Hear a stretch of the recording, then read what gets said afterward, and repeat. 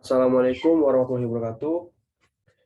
Saya Dea Agun Nugraha dengan NIM C1C0200063. Pada hari ini saya akan menyampaikan materi konsep dasar penelitian.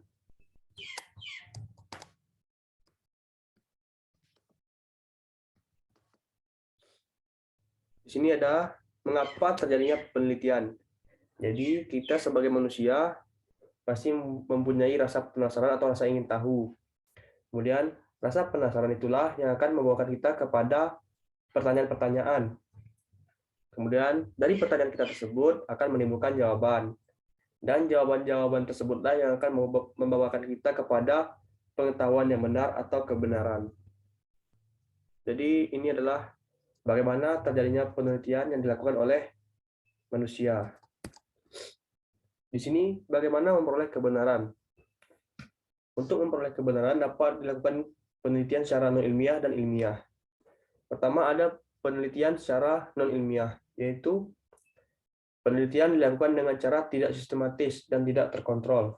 Contohnya penemuan-penemuan secara kebetulan, akal sehat atau common sense, intuitif, coba-coba, kewibawaan, dan spekulatif. Kemudian ada penelitian ilmiah, yaitu penelitian yang dilakukan secara sistematis dan terkontrol. Contohnya penemuan-penemuan obat-obatan, kemudian ada buah-buahan yang dilakukan berdasarkan eksperimen. Apa itu penelitian? Penelitian pada dasarnya adalah suatu kegiatan atau proses sistematis untuk memecahkan masalah yang dilakukan dengan menerapkan metode ilmiah. Oleh karena itu, sebelum pembahasan tentang hakikat penelitian, perlu dijelaskan terlebih dahulu hakikat metode ilmiah atau scientific methods. Tujuan dari semua usaha ilmiah adalah untuk menjelaskan, memprediksikan, dan mengontrol fenomena. Kemudian ada di sini tujuan penelitian.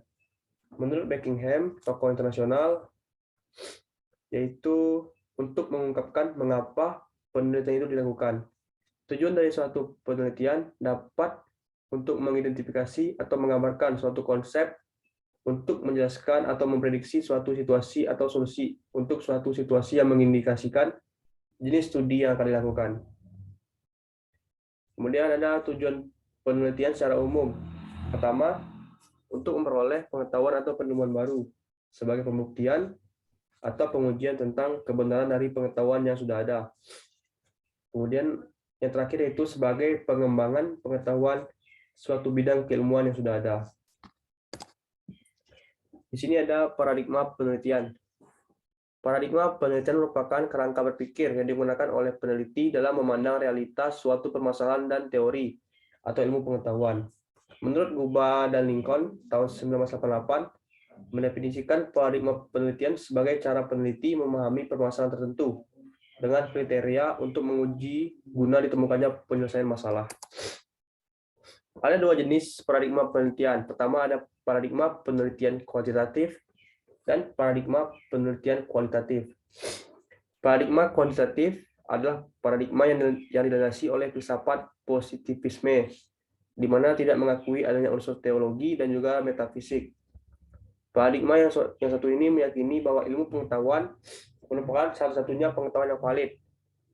Pengetahuan yang dimaksud tersebut yaitu pengetahuan yang diperoleh dari pengalaman yang sudah kita lalui, di mana pengalaman itu kita rasakan oleh indera kita yang nantinya akan diolah oleh pikiran kita sendiri. Kemudian yang kedua yaitu paradigma kualitatif. Paradigma kualitatif adalah penelitian yang menempatkan manusia sebagai subjek penelitian. Paradigma tersebut termasuk menganut model humanistik karena menjadikan manusia sebagai subjek penelitian di dalam fenomena ataupun peristiwa yang akan kita teliti. Selain itu, paradigma kualitatif percaya bahwa manusia yang nantinya menentukan perilaku dirinya sendiri dan juga peristiwa sosial yang terjadi. Filsafat fenomenologis milik Edmund Husserl yang nantinya dikembangkan dalam sosiologi oleh Max Weber menjadi landasan oleh paradigma tersebut. Baiklah, sekian saja yang dapat materi saya sampaikan. Saya ucapkan terima kasih. Wassalamualaikum warahmatullahi wabarakatuh.